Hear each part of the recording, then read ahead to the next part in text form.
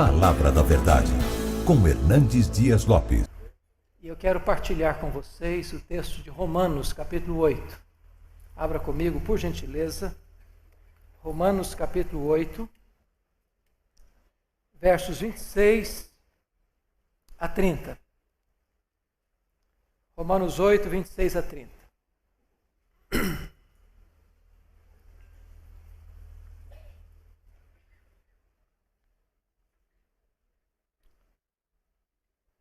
Os estudiosos dizem que a carta de Paulo aos Romanos é como que a cordilheira do Himalaia de toda a revelação bíblica. E se a carta aos Romanos é a cordilheira do Himalaia, certamente Romanos 8 é o pico do Everest. E eu gostaria então de ler com vocês esses versos 26 a 30. Paulo diz assim: também o Espírito semelhantemente nos assiste em nossa fraqueza, porque não sabemos orar como convém. Mas o mesmo Espírito intercede por nós sobremaneira com gemidos inexprimíveis. E aquele que sonda os corações sabe qual é a mente do Espírito, porque segundo a vontade de Deus é que ele intercede pelos santos. Sabemos que todas as coisas cooperam para o bem daqueles que amam a Deus, daqueles que são chamados segundo o seu propósito. Porquanto aos que de antemão conheceu, também os predestinou para serem conformes à imagem de seu Filho, a fim de que ele seja o primogênito entre muitos irmãos. E aos que predestinou, a esses também chamou. E aos que chamou, a esses também justificou. E aos que justificou, a esses também glorificou. Amém. O que eu vou lhe falar nesta noite não é uma mera possibilidade. Não é uma simples hipótese. O que eu vou lhe falar agora é algo absoluto. É uma verdade inquestionável, irrefutável, irrefragável. E a verdade é esta: nem todas as pessoas que sonham, planejam e desejam vencer na vida, vencem na vida. Isso é um fato absoluto e irrefutável. E eu quero ilustrar esse fato com a saga esportiva brasileira. Vocês se lembram que o Brasil hospedou pela primeira e única vez uma Copa Mundial de Futebol no ano de 1950. E naquela época a imprensa internacional apontava o Brasil como forte candidato a sagrar-se campeão do mundo. Para não frustrar a expectativa da imprensa internacional, o Brasil abriu aquele campeonato goleando o México por 4-0. Empatou em seguida com a Suíça por 2-2. Classificou-se para a fase seguinte, ganhando da então Iugoslávia por 2-0.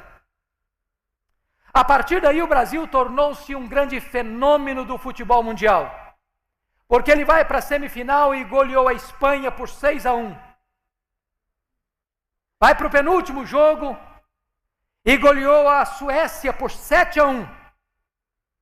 E no dia 16 de julho de 1950, o Brasil entrou no maior estádio do mundo, o Maracanã, com 199 mil torcedores, dependendo apenas de um empate contra o Uruguai para sagrar-se campeão do mundo. Em toda a nação brasileira havia uma certeza inabalável de que o Brasil seria campeão. Nas praças, nas ruas, as bandeiras eram desfraldadas e o povo cantava e festejava antecipadamente com a convicção de que a vitória era certa e segura. O Brasil entrou em campo e fez 1-0 no primeiro tempo. Quase que volta para o segundo tempo com a faixa de campeão no peito. Era a certeza inabalável de que a vitória estava garantida. O segundo tempo começa e o Uruguai empata o jogo. Mas o Brasil ainda era campeão do mundo. Porém, antes da partida encerrar, o Uruguai fez 2-1. Maracanã cobriu-se de silêncio. E a nação brasileira de lágrimas. E a expectativa de vitória transformou-se em derrota amarga e fatídica. Eu quero dizer para você nesta noite, entretanto, que este não é o destino do povo de Deus. O povo de Deus não tem apenas expectativa de vitória, o povo de Deus tem garantia de vitória. Nós somos mais do que vencedores em Cristo Jesus, nosso Senhor. O verso 30 é como que um esboço da história. Tudo começa com Deus, lá na eternidade. Quando este Deus se reúne no conselho da Trindade, o Pai, o Filho e o Espírito Santo, e Ele traça um plano eterno, uno, perfeito, absoluto, que não pode ser frustrado. E neste plano eterno, Deus colocou o coração dele em você e em mim, antes de nós existirmos. Ele nos predestinou. Ele nos amou. Mas o verso 30 termina dizendo que este Deus que nos predestinou, nos chamou e nos justificou, é também o Deus que nos glorificou. E você sabe que a glorificação dar-se-á no tempo do fim, na segunda volta de Jesus. Quando a história fechará suas cortinas e se abrirá novas para a eternidade. E então, o mesmo Deus que planejou tudo lá na eternidade vai consumar todas as coisas na abertura desta eternidade, quando a história fechar as suas cortinas. E Paulo então diz: aos que Deus predestinou, a esses Deus também chamou, aos que Deus chamou, a esses Deus também justificou, e aos que justificou, a esses também glorificou. De tal maneira que se você está em Cristo, você já está no céu. Não importa se o caminho é estreito. Não importa se a estrada está juncada de muitos inimigos. Não importa se o inferno inteiro levantar-se-á com fúria para tentar destruir você. Na verdade, ninguém pode arrancar você das mãos do Senhor Jesus. Quem garante esse triunfo final não é a sua fé, nem a sua força, é o Deus Todo-Poderoso. O texto que nós lemos vai nos mostrar quais são os passos que o próprio Deus há de dar para nos conduzir à sua glória. E eu quero chamar a sua atenção então para olharmos o verso 26. O primeiro passo é a solidariedade de Deus. Também o Espírito, semelhantemente, nos assiste em nossa fraqueza. Eu preciso dizer para você que você é vencedor não é porque você é forte. O cristianismo diverge frontalmente da psicologia de autoajuda. A psicologia de autoajuda diz que você é forte, que você tem a força, que você tem o poder, que você é um gigante adormecido, basta fazer cócegas no seu interior e levantar-se-á daí um gigante. Não é isso que a Bíblia diz. A Bíblia diz que você é fraco, eu sou fraco. Nós somos fracos. E nós temos muitas fraquezas. Primeiro, nós temos fraquezas físicas. O tempo vai esculpindo em nossa face algumas rugas indisfarçavelmente. As nossas pernas vão ficando bambas, os nossos joelhos trôpegos, as nossas mãos descaídas, os nossos olhos embaçados. Dizem os estudiosos que cada fio de cabelo branco que brota na nossa cabeça é a morte nos chamando para um duelo. E eu acho que já tem um exército acampado ao meu redor.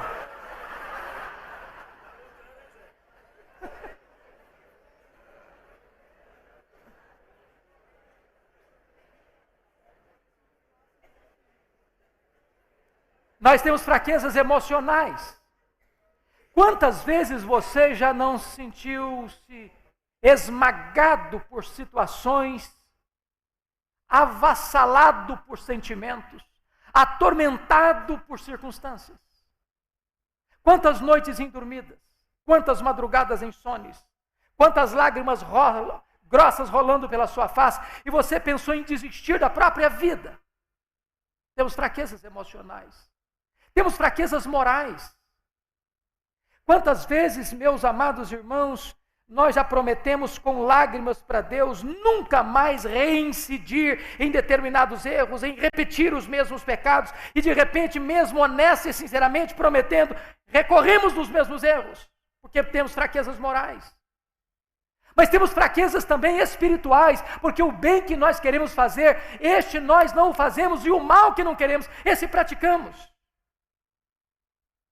Entretanto, apesar da nossa fraqueza, Deus não nos escorraça, mas o Espírito Santo nos assiste em nossa fraqueza.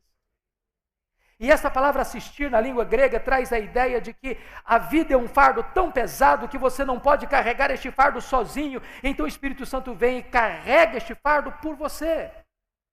Agora, por que você e eu somos fracos? Paulo responde, porque nós não sabemos orar como convém, nem orar sabemos.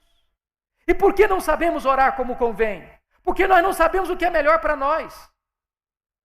Às vezes nós pedimos para Deus uma pedra pensando que estamos pedindo um pão. Às vezes pedimos para Deus um escorpião pensando que estamos pedindo um ovo. Às vezes pedimos para Deus uma cobra pensando que estamos pedindo um peixe. Às vezes pedimos para Deus que vai nos destruir pensando que estamos pedindo aquilo que vai nos dar vida. Deus não dá o que você pede, Deus dá o que você precisa. Deus dá o melhor.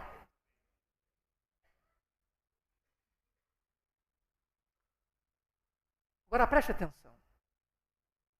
O apóstolo Paulo vai nos dizer um segundo ponto, porque Deus está comprometido em nos conduzir à glória. Não apenas por causa da sua solidariedade, mas também por causa da sua compaixão. Veja o verso 26 ainda. Mas o mesmo Espírito intercede por nós sobremaneira com gemidos inexprimíveis.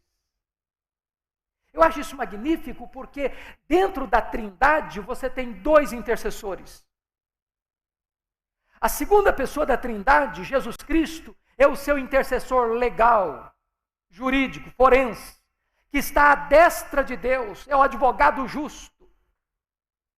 Toda vez que chega uma acusação contra você diante do tribunal de Deus, Jesus Cristo se levanta como seu representante, fiador, advogado e diz: Pai, esta acusação contra ele ou contra ela não prospera, porque este pecado eu já levei sobre a cruz e eu já paguei este preço lá no Calvário.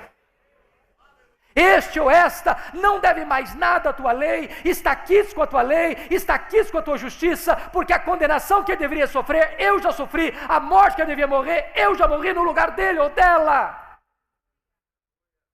Por isso a Bíblia diz: quem tentará acusação contra os eleitos de Deus? É Deus quem os justifica. Quem os condenará? É Cristo Jesus quem morreu, o antes quem ressuscitou, o qual está à destra de Deus e também intercede por nós. Mas notem que, em segundo lugar, nós temos um segundo intercessor na Trindade, é o Espírito Santo. Ele é o intercessor existencial. Se Jesus Cristo intercede por nós à destra de Deus, o Espírito Santo intercede por nós, em nós, ao Deus que está sobre nós. E como é que o Espírito Santo intercede por você? De três maneiras. Primeiro, de forma intensa. Olha o verso 26. Ele intercede por nós sobremaneira. É a mesma expressão, porque Deus amou o mundo de tal maneira. Ele é Deus, e Ele emprega toda a sua energia, sua força, os seus atributos nesta intercessão por você, em você, ao Deus que está sobre você. Segundo lugar, esta intercessão, além de intensa, ela é agônica, porque é com gemidos inexprimíveis. E eu confesso a vocês que já li tantos comentários, e já li tantos exegetas, e já examinei esse texto na língua original, e eu entendo que nós não conseguimos nem arranhar a superfície do que Paulo está querendo dizer aqui. O que é um gemido? Um gemido é uma expressão tão intensa de agonia e de dor, que você não articula em palavras. E o Espírito Santo é Deus. E como tal, Ele conhece todas as línguas, todos os idiomas, todos os dialetos, de todos os povos, de todos os tempos, de todos os lugares. Ele conhece a língua dos homens, Ele conhece a língua dos anjos. E quando Ele está orando por você, em você, ao Deus que está sobre você, Ele não encontra sequer uma língua no céu ou na terra, ou dos anjos ou dos homens, e tamanha agonia da oração, que Ele geme com gemidos inexprimíveis. É dessa maneira que o Espírito Santo ora por você. Mas não é apenas uma oração intensa e agônica. Em terceiro lugar, a intercessão do Espírito é eficaz. Porque o verso 27 diz que é segundo a vontade de Deus é que ele intercede pelos santos. O Espírito Santo jamais vai desperdiçar sequer uma oração em seu favor. Todas as orações e intercessões do Espírito em você, por você, ao Deus que está sobre você, estão alinhadas com a perfeita, agradável e boa vontade de Deus. Deus está comprometido em conduzir você à glória. Mas em terceiro lugar, Deus está comprometido em conduzir você à glória por causa da sua sabedoria. Olha comigo o verso 28. Sabemos que todas as coisas cooperam para o bem daqueles que amam a Deus, daqueles que são chamados segundo o seu propósito. Eu gosto como Paulo começa esse verso, porque ele não usa uma palavra de sentido inexato. Ele não diz assim, nós sentimos, ou cogitamos, ou nós imaginamos. Ele diz, nós sabemos. E esta palavra sabemos do grego vem da matemática, é um termo exato, concreto, absoluto. Aqui não é a linguagem da conjectura hipotética, aqui é a linguagem da certeza experimental. Sabemos. E sabemos o quê? Que algumas coisas, que muitas coisas, que as melhores coisas, não que todas as coisas cooperam para o bem daqueles que amam a Deus. Vamos entender esse verso? Primeiro vamos entender o que Paulo não está dizendo. Primeiro, Paulo não está dizendo que todas as coisas que acontecem com você na sua vida são coisas boas. Ele não está dizendo isso. Com você acontecem coisas ruins. Hoje a minha filha foi assaltada em São Paulo. Graças a Deus, nada de grave aconteceu. Isso não é uma coisa boa. Quando os irmãos de José, por inveja, jogaram-no em uma cacimba, e depois venderam-no como escravo para o Egito, aquilo não foi uma coisa boa. O que o texto está dizendo é que mesmo que alguém faça um mal contra você, e intente um mal contra você, e machuque você, Deus vai transformar isso em bem para você. Segundo lugar, Paulo não está dizendo que as coisas vão se encaixar por uma mera coincidência. Não, Paulo não está dizendo isso. Nós não cremos em coincidência. Nós não cremos em sorte. Nós não cremos em azar. Nós não cremos em determinismo. Nós não temos medo de olho gordo. Nós não temos medo de sexta-feira 13. Nós não temos medo de feitiço. Nós entendemos que a nossa vida está nas mãos do Deus Todo-Poderoso. Que nenhum fio de cabelo da sua cabeça pode ser tocado sem que Deus saiba, sem que Deus permita, sem que Deus tenha um propósito. Terceiro lugar, Paulo não está dizendo que todas as coisas cooperam para o bem de todas as pessoas. Ele não está dizendo isso. A Bíblia diz que aquele que semeia vento, colhe tempestade. Aquele que semeia na carne, da carne colhe corrupção. Mas se você ama Deus, se você foi chamado segundo o propósito de Deus, então Deus está com as rédeas da sua vida nas suas onipotentes mãos, e está trabalhando para o seu bem. Agora talvez você olhe para mim e diga assim, pastor, eu acho isso tão bonito na Bíblia, mas não é isso que está acontecendo na minha vida. A minha vida está uma confusão. A minha vida parece um barco no meio de uma tempestade à deriva. A minha vida parece uma lasca de lenha jogado de um lado para o outro ao sabor das ondas. Eu não estou entendendo. Deixa eu dizer uma coisa para você. Se você não está entendendo o que Deus está fazendo agora com a sua vida, você pode entender Deus. Ele é seu Pai e Ele é soberano. Ele tem tudo sob controle. E Ele ama você. E Ele tem um propósito maravilhoso na sua vida. Quando Albert Einstein veio à América, depois do seu sucesso com a teoria da relatividade, alguns repórteres perguntaram à sua mulher, A senhora compreende a complexa teoria da relatividade pela qual seu marido é tão famoso no mundo? Ela respondeu: não, eu não compreendo a complexa teoria da relatividade pela qual meu marido é tão famoso no mundo, mas eu compreendo o meu marido. Se você não entende o que Deus está fazendo, você pode entender Deus. Ele é seu pai e ele ama você. Gary Chapman é um autor muito conhecido aqui no Brasil.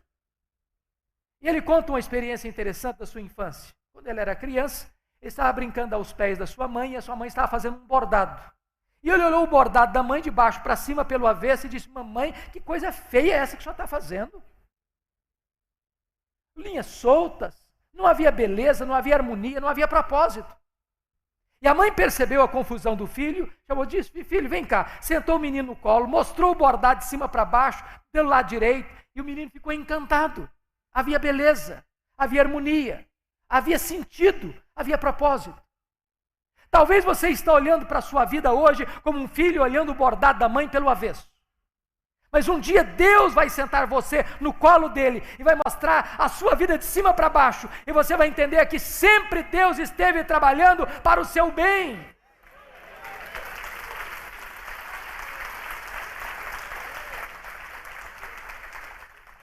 Talvez você olhe hoje e diz: meu Deus, eu não estou entendendo. Sabe, foi isso que Jó disse para Deus. Quando Jó perdeu os seus bens, os seus filhos, a sua saúde, o apoio da sua mulher, o apoio dos seus amigos, ele ergueu aos céus 16 vezes a mesma pergunta: por que, meu Deus? Por que eu estou sofrendo? Por que a minha dor não cessa? Por que eu perdi os meus filhos? Por que eu não morri no ventre da minha mãe? Por que eu não morri ao nascer? Por que os seios da minha mãe não estavam murchos de leite para eu morrer de fome? Por que o Senhor não me mata de uma vez?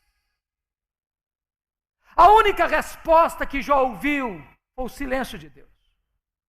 Ele levantou aos céus 34 vezes a sua queixa. A única resposta de Deus às suas queixas foi o silêncio total. Quando Deus resolveu falar, Deus não respondeu nenhuma das perguntas de Jó. Aliás, Deus fez 70 perguntas para Jó. E Deus perguntou para Jó: onde você estava, Jó, quando eu lançava os fundamentos da terra? Onde você estava quando eu cercava as águas do mar? Onde você estava quando eu espalhava as estrelas do firmamento? E Jó foi se encolhendo, se encolhendo, se encolhendo. E disse: agora, Deus, eu sei que tudo podes. Nenhum dos teus propósitos pode ser frustrado. Eu te conhecia só de ouvir falar, mas agora os meus olhos te veem e eu me abomino no pó e na cinza. O livro termina Deus restaurando a sorte de Jó, devolvendo em dobro o que ele tinha, restaura o seu casamento, restaura a sua saúde, restaura as suas amizades, lhe dá mais 10 filhos. Mas o livro não explica por que Jó sofreu. Todo mundo estava errado, o diabo estava errado, que achou que ninguém podia amar mais a Deus do que o dinheiro, do que a família, do que a saúde. A mulher de Jó estava errada, porque achou que ninguém podia adorar a Deus no sofrimento. Os amigos de Jó estavam errados, porque acharam que Jó sofria por um pecado grave que cometera. Jó estava errado, porque pensou que Deus o afligia sem causa. Eu vou lhe dizer uma coisa: o que Deus promete para você é restauração. Nem sempre Deus promete para você explicação. Se você não tem explicação de Deus, você pode pela fé dizer: nós sabemos que todas as coisas cooperam para o bem daqueles que amam a Deus, daqueles que são chamados segundo o seu propósito. Mas você pergunta: meu Deus, mas que bem é esse? É ser rico? É ter saúde? É ser famoso? É ter sucesso de acordo com a avaliação do mundo? Isso pode até vir a reboque. Mas o bem de que Paulo está falando está claramente definido no verso 29, quando ele diz: porquanto aos que de antemão conheceu, também os predestinou para serem conformes à imagem do seu Filho. Deus tem um projeto eterno na sua vida. E o projeto eterno de Deus na sua vida é esculpir em você a beleza de Jesus. É moldar e transformar você à imagem de Jesus. Deus não apenas quer levar você para a glória, Deus quer transformar você à imagem do Rei da Glória. Agora no verso 26, no verso 30, o apóstolo Paulo vai mostrar para nós como é que foi esse processo de Deus. Ele começa dizendo aos que predestinou, porque tudo começa com Deus, não podia começar conosco. Foi Deus quem nos amou primeiro. Não fomos nós quem escolhemos a Deus, disse Jesus, foi Ele quem nos escolheu. E graças a Deus por isso. Porque estávamos mortos nos nossos delitos e pecados, e nós jamais escolheríamos Deus, foi Ele quem nos escolheu. E agora Paulo diz, aos que Deus predestinou, a esses Deus também chamou. E você sabe que há dois chamados. Um chamado geral e um chamado específico. Um chamado externo e um chamado interno. Um chamado dirigido aos ouvidos e outro chamado dirigido ao coração. Jesus Cristo disse, muitos são chamados, mas poucos são escolhidos. Teve um dia que você ouviu a voz do bom pastor. E Jesus Cristo diz, as minhas ovelhas ouvem a minha voz e me seguem. Você leu um folheto, você leu um texto da Bíblia, você escutou um sermão, você ouviu um hino, você leu um livro, um amigo lhe testemunhou da graça e o seu coração foi aberto e os seus olhos foram abertos e as disposições íntimas da sua alma foram tocadas e Deus abriu o seu entendimento para o Evangelho. Você foi chamado eficazmente e Deus chama. E chama irresistivelmente, chama na rua, chama no hospital, chama no campo de futebol, chama no barzinho da esquina, chama na boate, chama na igreja, chama neste auditório, e Ele chama, e as ovelhas ouvem a sua voz. Um dia eu estava na igreja, no gabinete pastoral, era uma segunda-feira, quando entra um senhor dos seus 33 anos, e diz, pastor, eu estive ontem à noite aqui na igreja, no domingo, falei, que bom que o senhor veio. Ele disse, mas eu não vim participar do culto. Eu perguntei, o senhor veio fazer o quê então? Ele me respondeu, eu era um traficante, um assaltante. E eu vim aqui ontem à noite para roubar um carro, para pagar uma dívida. E eu disse, o que aconteceu com você?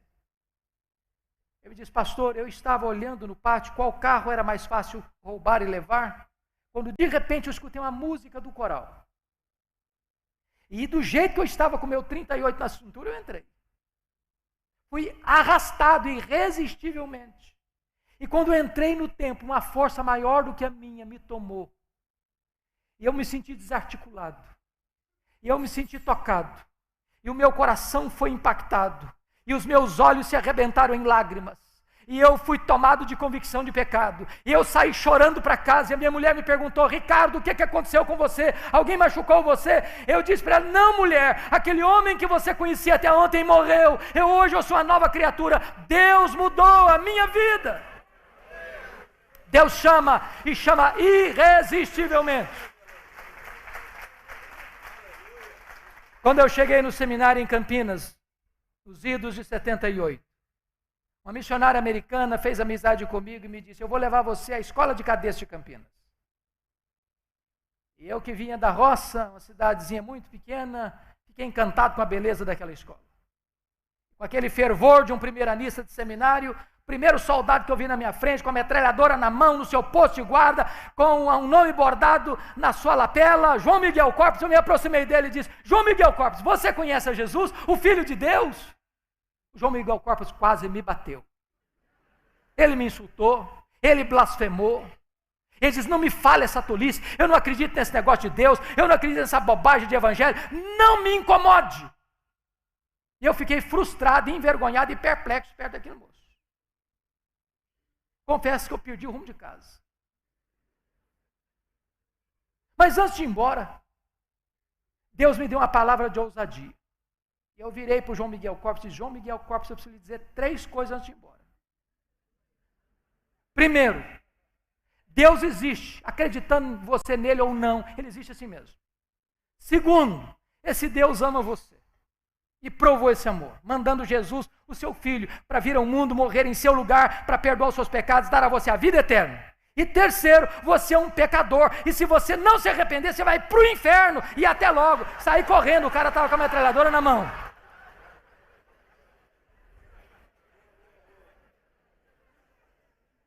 O que eu jamais podia esperar é que a missionária voltasse ao seminário no dia seguinte. E ela disse, pastor Hernandes, você precisa da minha casa agora. Eu falei, o que aconteceu? O João Miguel Corpus está lá em casa e quer te ver. Aí eu fiquei mais preocupado ainda. Pensei, será que ele ficou ofendido com a minha abordagem?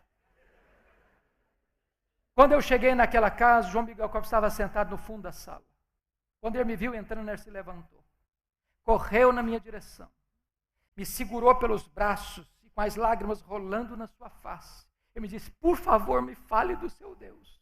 Me fale do seu Jesus. E aquele soldado ateu estava de joelhos, se rendendo aos pés do Salvador. Eu acompanhei o João Miguel Corpos no seminário. Foi batizado. Quando eu voltei no mês de julho, de férias, ele me ligou e disse, eu ganhei 3 colegas aqui da Escola de Cadeias para Jesus. Perdi o contato com o João Miguel Corpos depois do seminário, nunca mais o vi, nem ouvi falar dele. No congresso da CEPAL deste ano, eu estava aqui, referi-me a João Miguel Corpos. Um pastor me procurou ali no pátio e disse, você sabe qual o paradeiro de João Miguel Corpos? Eu disse, não, eu gostaria de saber. Eu falei, eu sei. João Miguel Corpos está concorrendo ao generalato. E mais, ele é ministro do Evangelho. Na terça-feira eu cheguei em Campinas, na LPC, abri meu computador em e-mail de João Miguel Corpos. Ele disse, pastor Hernandes, eu quero dizer uma coisa para você. O seu trabalho no Senhor não foi em vão. Eu quero encontrar com você esta semana. Naquela mesma semana eu fui pregar na Igreja Presbiteriana de Vila Mariana. Lá estava João Miguel Corpos com a sua esposa, ministro do Evangelho, salvo por Jesus Cristo. Deus chama. E chama irresistivelmente. Aos que Deus chamou, diz o apóstolo Paulo, a esses também justificou. E aqui está o coração da Bíblia. Se eu não entendo o que é justificação, eu não entendo o projeto de Deus para a minha vida. O que é justificação? Permitam-me detalhar esse assunto. A Bíblia diz que todos pecaram e destituídos estão da glória de Deus. Não há justo nenhum sequer. Todos se extraviaram como ovelhas.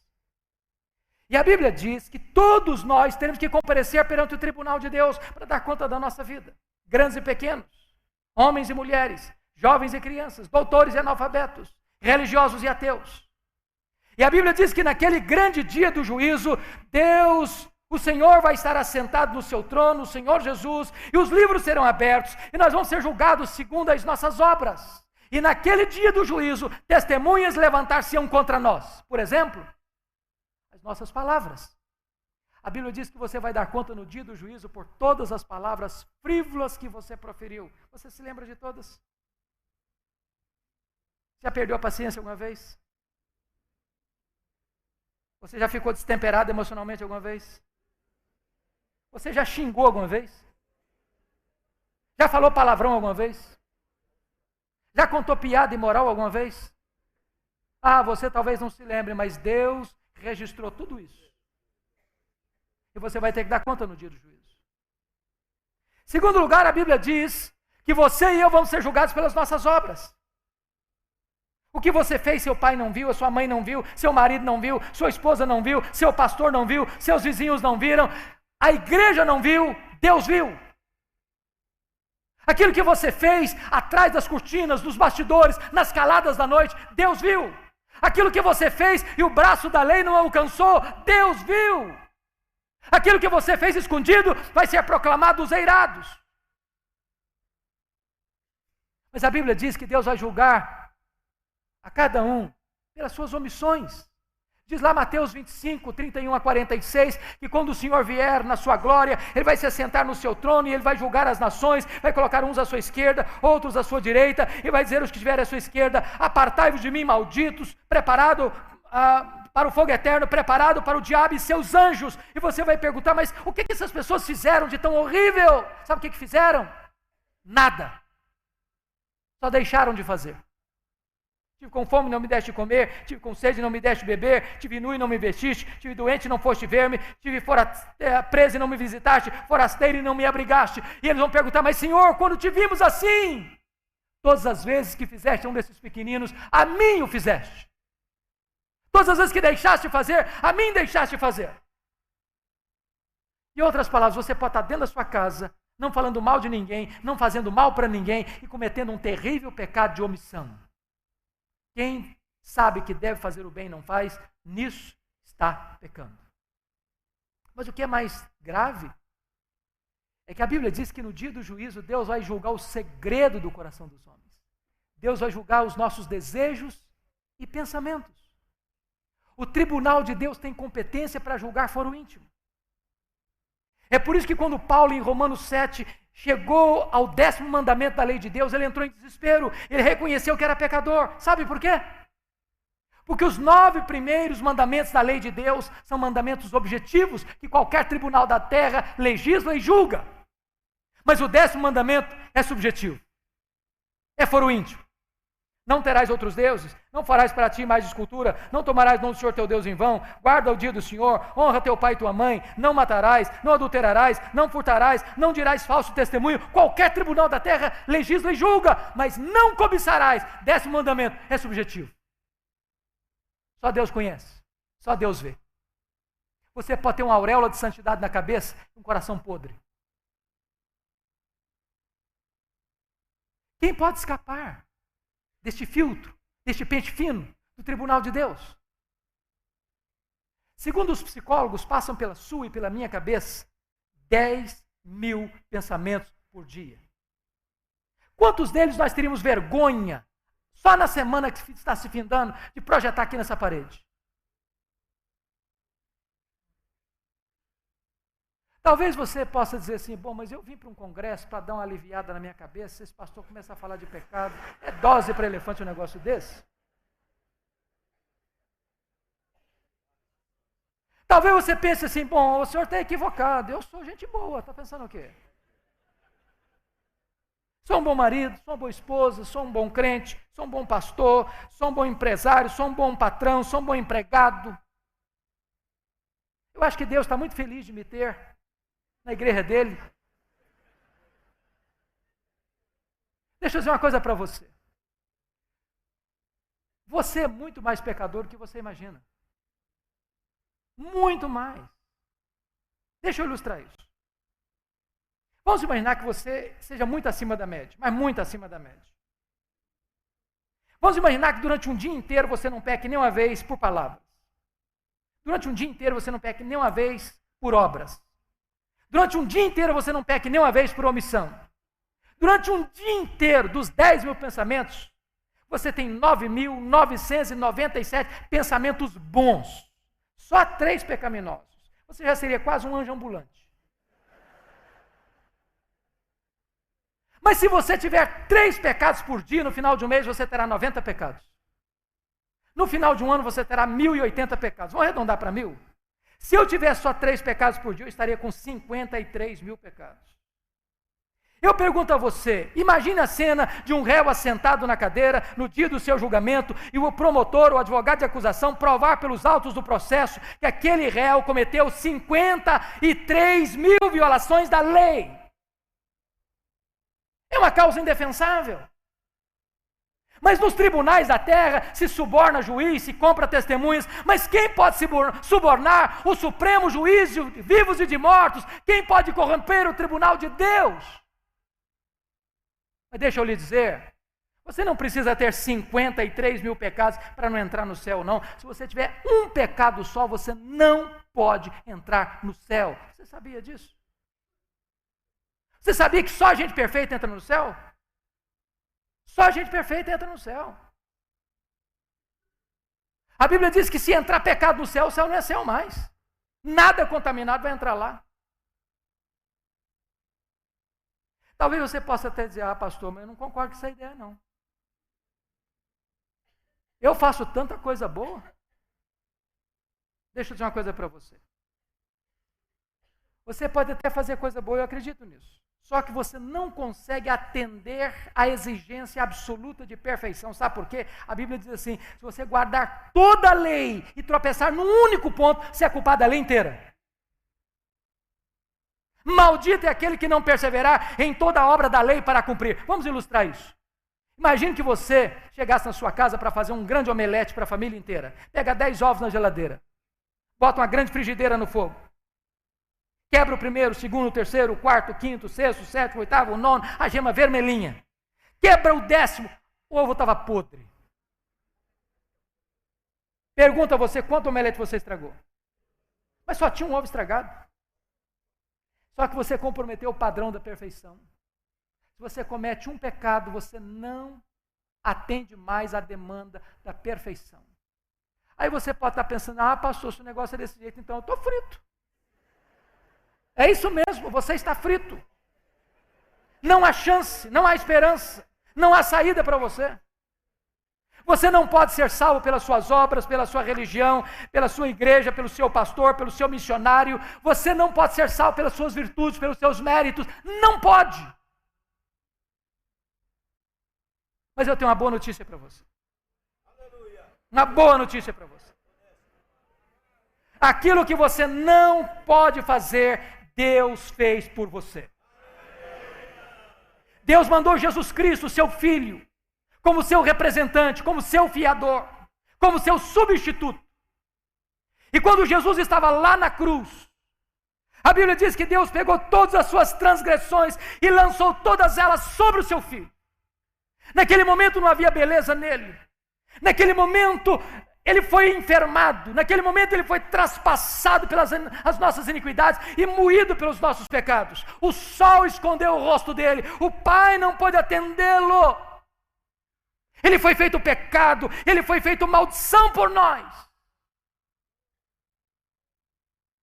Mas quando o inferno pensava que estava tendo grande vitória sobre ele, Jesus lá na cruz, esmaga a cabeça da serpente, triunfa sobre os principados e potestades, e pega esse escrito de dívida que era contra nós, e o rasga, e o anula, e o encrava na cruz, e dá um grito, tetelestai, está consumado. Aquele que crê em mim não deve mais nada. Está quites com a lei de Deus, está quites com a justiça de Deus, está justificado. Meus amados irmãos, justificação é mais do que perdão. É mais do que perdão. Eu vou ilustrar isso. Imagine que você devesse R$1 milhão no Banco do Brasil e está falido, sem um centavo. Alguém vai lá e deposita R$1 milhão na sua conta e quita a sua dívida. Você foi perdoado da dívida porque alguém pagou a sua dívida. Está livre da dívida, mas se você estava falido, continua falido. Isso é perdão. Justificação é mais do que isso. Aconteceu lá na cruz uma transação comercial importante. Primeira transação. Diz Paulo em 2 Coríntios, capítulo 5, que Deus reconciliou o homem consigo mesmo por intermédio de Cristo, não imputando aos homens as suas transgressões. A palavra imputação é colocar na conta de. Deus não pôs a sua dívida na sua conta. E a sua dívida é impagável. Essa foi a primeira transação. Segunda pergunta, mas se não colocou na minha conta, colocou na conta de quem? E aí a Bíblia diz, aquele que não conheceu o pecado, Deus o fez pecado por nós. Então Deus colocou a minha dívida na conta de Jesus. E o que Jesus fez com a minha dívida? Lá na cruz, ele pegou esse escrito de dívida que era contra mim, rasgou, anulou, pagou com seu sangue e disse, está pago, está justificado, tetelestai, está consumado. Terceira transação. A Bíblia diz que aquele que não conheceu o pecado, Deus o fez pecado por nós, para que nele nós fôssemos feitos justiça de Deus. Imagine comigo a seguinte cena. Deus vai agora lá na sua ficha no tribunal do céu. Está escrito lá assim, não deve mais nada. Está quites com a minha justiça. E Deus faz mais uma coisa. Deus faz um DOC na sua conta. Deposita na sua conta toda a infinita e perfeita justiça de Cristo. Quando Deus olha para você, é como se Ele visse, e é isso que acontece, toda a justiça de Cristo cobrindo você, como o ouro cobriu a madeira de acácia do tabernáculo. Deus não vê mais o seu pecado. Deus vê a justiça de Jesus em você. Isso é justificação. É por isso que Paulo não podia terminar de outra maneira. Os que Deus justificou, a esses também Deus glorificou. Embora a glorificação é um fato futuro, na mente de Deus e nos decretos de Deus, já é um fato consumado. Já aconteceu. Por isso, nada nem ninguém pode arrancar você dos braços de Jesus. Paulo então termina esse texto, e eu termino também, fazendo 5 perguntas retóricas. Se Deus é por nós, quem será contra nós? Lembre que Paulo não está perguntando quem é contra nós, porque se Paulo fizesse essa pergunta, o inferno todo se levantaria. Está dizendo o seguinte: se Deus está do seu lado, você é a maioria absoluta. Você é mais do que vencedor.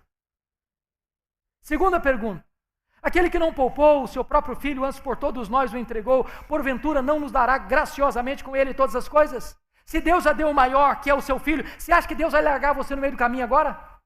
Você acha que Deus vai abandonar você agora, ao seu próprio destino? Não, Deus há de completar a obra que começou a fazer em você. Terceiro, quem tentará acusação contra os eleitos de Deus? É Deus que os justifica. Não prospera mais acusação contra você diante do tribunal de Deus, porque o próprio Deus está dizendo: você está quites com a minha lei e com a minha justiça, não por causa da sua justiça própria, mas por causa da justiça de Jesus colocada na sua conta. Quarta pergunta: quem os condenará? É Cristo Jesus quem morreu, o antes quem ressuscitou, o qual está à destra de Deus e também intercede por nós.